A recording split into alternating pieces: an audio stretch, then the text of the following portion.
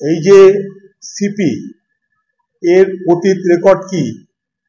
কামদুনি কাণ্ডে অপরাধীদের রক্ষা করার জন্য মুখ্যমন্ত্রী মমতা ব্যানার্জির নির্দেশে সব রকমের প্রচেষ্টা করেছে। তাই কামদুনি কাণ্ড সকলের নজরে এলেও, কামদুনি কাণ্ডের ভয়াবহতা সবাই আমরা জানলেও সাজা বা অপরাধীরা শাস্তি কি সেভাবে পেল যেটা আমরা চেয়েছিলাম? কারণটা কি? কারণ হচ্ছে এই ধরনের পুলিশ অফিসার যাদের তদন্তের দায়িত্ব ছিল তারা ব্যাপারটাকে মিসলিড করেছে। না হলে একটা জিনিস চিন্তা করুন, মমতা ব্যানার্জি নিজে তিনি যখন বলছেন যে রবিবারের মধ্যে গ্রেপ্তার করা হবে, তো সিবিআই যতই তদন্ত করুক এটা তো কেউ বাধা দেয়নি যে রবিবারের মধ্যে যারা প্রকৃত অপরাধীদের নাম ঘোষণা করা হোক বা ধরা হোক। সিবিআই কি বলেছে যে প্রকৃত অপরাধীদের ধরো না বা ধরে আমাদের হাতে তুলে দিও না? একথা কেউ কিন্তু বলেনি। কিন্তু মুখ্যমন্ত্রী এবং এই সিপি পরিকল্পিতভাবে যখন ট্যাম্পারিং করার চেষ্টা করলো, যে সমস্ত সাক্ষ্য প্রমাণ সেগুলোকে যখন নস্যাৎ করার চেষ্টা করলো, সেগুলোকে যখন এদিক ওদিক করতে চেষ্টা করলো, তারপরে বাংলার মুখ্যমন্ত্রী কি করছে? তারপরে বাংলার মুখ্যমন্ত্রী মিছিল করে বলছে গ্রেপ্তার করো, সিবিআই কে চ্যালেঞ্জ দিচ্ছে। তার মানেটা কি? তার মানে তার আগেই সিপির কাছ থেকে মুখ্যমন্ত্রীর কাছে বার্তা গেছে যে মোটামুটি আমরা যা তথ্য প্রমাণ সেগুলোকে ট্যাম্পারিং করার ব্যবস্থা করেছি। শুধু গ্রেপ্তারি করলে তো হবে না, এরা গোটা তদন্তটাকে বিপদে পরিচালনা করার চেষ্টা করেছে। এই যে সিপি এর অতীত রেকর্ড কি? কামদুনি কাণ্ডে অপরাধীদের রক্ষা করার জন্য মুখ্যমন্ত্রী মমতা ব্যানার্জির নির্দেশে সব রকমের প্রচেষ্টা করেছে। তাই কামদুনি কাণ্ড সকলের নজরে এলেও, কামদুনি কাণ্ডের ভয়াবহতা সবাই আমরা জানলেও সাজা বা অপরাধীরা শাস্তি কি সেভাবে পেল যেটা আমরা চেয়েছিলাম? কারণটা কি? কারণ হচ্ছে এই ধরনের পুলিশ অফিসার যাদের তদন্তের দায়িত্ব ছিল তারা ব্যাপারটাকে মিসলিড করেছে।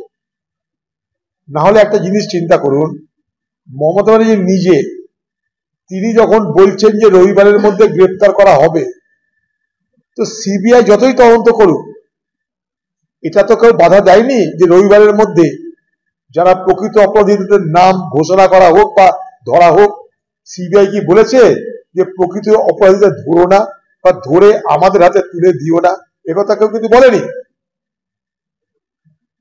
কিন্তু মুখ্যমন্ত্রী এবং এই সিপি পরিকল্পিতভাবে যখন ট্যাম্পারিং করার চেষ্টা করলো, যে সমস্ত সাক্ষ্য প্রমাণ সেগুলোকে যখন নস্যাৎ করার চেষ্টা করলো, সেগুলোকে যখন এদিক ওদিক করতে চেষ্টা করলো, তারপরে বাংলার মুখ্যমন্ত্রী কি করছে?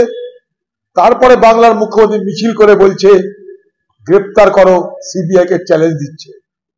তার মানেটা কি? তার মানে তার আগেই সিপির কাছ থেকে মুখ্যমন্ত্রীর কাছে বার্তা গেছে যে মোটামুটি আমরা যা তথ্য প্রমাণ সেগুলোকে ট্যাম্পারিং করার ব্যবস্থা করেছি। নাহলে রবিবারের মধ্যে ধরতে পারবে মুখ্যমন্ত্রী যেখানে বলছে, সে তো পুলিশের কথাতেই বলেছে। বিনীত গোয়েল এটাও বলেছিল, মনে করে দেখুন, যে আরো যেগুলো আছে 4-5 জন যেসব বাকি থাকতে পারে সেগুলোকে আমরা ধরে ফেলবো কয়েকদিনের মধ্যে বলেছিল। আজ কেন ধরা হচ্ছে না? সিবিআইয়ের ঘাড়ে চাপি দিয়ে তেনারা প্রমাণ করতে চাইছেন আমাদের হাত ধুয়ে ফেললাম। এটা তো হতে পারে না। অপরাধ হয়েছে পশ্চিমবঙ্গে, সিবিআই আসুক আর সিআইএ আসুক, কিন্তু পশ্চিমবঙ্গের সরকারের, পশ্চিমবঙ্গ পুলিশের দায়িত্ব কিন্তু লঘু হয়ে যায় না। তাই এই যে ঘটনাগুলো যা আমরা দেখতে পাচ্ছি, যেমন প্রত্যেক দিনের ঘটনা মানুষ দেখতে পাচ্ছে, এটা নতুন করে আমাদের কিছু বলার নাই। সর্বোপরি সেই নির্যাতিতার মা সে বলে দিয়েছে যে তাকে কিভাবে হেনস্থা করা হয়েছে, তাকে কিভাবে সুইসাইডের কথা গল্প করা হয়েছে, তাকে 3 ঘন্টা ধরে কেন বসিয়ে রাখা হলো, সেই ঘর কেন ভেঙে দেওয়ার ব্যবস্থা করা হলো। তার সঙ্গে পাশাপাশি সিপিকে নিজে প্রেস কনফারেন্স করে আন্দোলনকারীদের বিরোধিতা করতে হচ্ছে, মানুষকে বোঝাতে দায়িত্ব নিতে হচ্ছে, কার নির্দেশে কেন? তো স্বাভাবিকভাবেই সিপি সন্দীপ ঘোষ যাদের কথা বলা হচ্ছে, এতে শুধু কাস্টোডিয়াল ইন্টারোগেশন নয়, নার্কো টেস্ট করা দরকার। এই সিপি পরিষ্কার পরিচ্ছন্ন অপরাধের সমস্ত কিছু তথ্যকে গোপন করার চেষ্টা করেছে বাংলার মুখ্যমন্ত্রীর নির্দেশে। এবং এই ঘটনার পিছনে টিএমসি পার্টির রাঘব বোয়ালদের কেউ না কেউ অবশ্যই অবশ্যই অবশ্যই জড়িত। দেখুন একটা জিনিস, একটা আসামি, তাকে ধরা হলো, সঙ্গে সঙ্গে বলছে আমি ধর্ষণ করেছি, ফাঁসি দিয়ে দাও। পৃথিবীতে এরকম কোনো কাণ্ড শুনেছেন যে অপরাধী সে সঙ্গে সঙ্গে স্বীকার করে বলছে আমাকে ফাঁসি দিতে হোক, আমি করেছি, আর কেউ করেনি?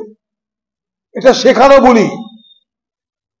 কারণ কি, এই পুলিশই বলেছিল, দেখুন মনে করে দেখুন, এই পুলিশই বলেছিল ধর্ষণ খুন করার পরেও হতে পারে, ধর্ষণ হয়তো খুন করার পরে হয়েছে, এই পুলিশ বলেছে। এই মহিলার মা, সে বলেছিল একা নয়, আরো অনেকে আছে এই ধর্ষণ এবং খুনের কাণ্ডে। মায়ের মন আগে বুঝেছিল। এবং এই অপরাধী সে নিজে বলছে আমি অপরাধ করেছি, আমাকে ফাঁসি দিয়ে দাও, ফাঁসি সাজা পর্যন্ত শুনিয়ে দিচ্ছে। এটা কি কোনো অপরাধীর চরিত্র হতে পারে? কারণ তাকে বোঝানো হয়েছে সবকিছু স্বীকার করে না, পরে সামলিয়ে দেওয়া হবে, কোনো চিন্তা নাই, আপাতত যা বলছি শোন, পরে ম্যানেজ করে দেওয়া হবে, সামলিয়ে দেওয়া হবে, তথ্য প্রমাণ দেওয়া হবে না। ফাঁসি বললেই তো আর ফাঁসি হয় না। আমি যদি বলি কোর্ট আমাকে ফাঁসি দাও, ফাঁসি দিতে পারার তথ্য প্রমাণ না থাকবে। ঠিক একইভাবে পরপর ঘটনাগুলো যদি দেখেন, তাহলে নিশ্চয়ই সেখানটায় অনেক বিষয়গুলো সন্দিগ্ধ হয়ে উঠছে। আমি তদন্তকারী নই, কিন্তু সন্দিগ্ধ নিশ্চয় হচ্ছে আমাদের মন। তার জন্য প্রথম দিন থেকে বলেছিলাম, এর আগে সারদা কাণ্ডে বিপথে পরিচালনা করেছে এখানকার পুলিশ, কামদুনি কাণ্ডে বিপথে পরিচালনা করেছে, অতএব সিবিআই কে সন্দেশখালীতে মার খাইয়েছে ইডিকে। অতএব সিবিআই কে বিপথে চালিত করার জন্য পশ্চিমবঙ্গের প্রশাসনের কোনো অভাব নেই, তাদের কুকীর্তির কথা আমাদের কারো অজানা নেই। দেখুন, খাদিম কাণ্ডের অপরাধীকে আরব থেকে গ্রেপ্তার করার ব্যাপারে এরা সব পারে, এটা কি পারছে না? সেই রাজীব কুমার তো এখনো আছে, কেন পারছে না? তো চুটকি তাদের কাছে। তথ্য প্রমাণ লোপাট করা হয়েছে, অবশ্যই এ প্রশ্ন দিনের পর দিন বাড়ছে। এই যে যাকে ধরা হয়েছে, সে সব জানে না, আধা জানে না, খানিকটা জানে, এ প্রশ্নটা উঠছেই। একজন ধরা পড়ার সঙ্গে সঙ্গে কি করে বলে আমি করেছি, ফাঁসি দিয়ে দাও? অতএব এই সিপি এবং এই তদন্তের সঙ্গে জড়িত যে সমস্ত পুলিশ অফিসার, তাদের সকলে কিন্তু ইন্টারোগেশন হওয়া দরকার। প্রয়োজনে নার্কো টেস্ট হোক, এখানকার সিপি, এখানকার ওই প্রিন্সিপালের নার্কো টেস্ট হোক। আঙ্গুল আর ভাঙতে হবে না, তোমাদের মাথা ভাঙবে এবার জনগণ।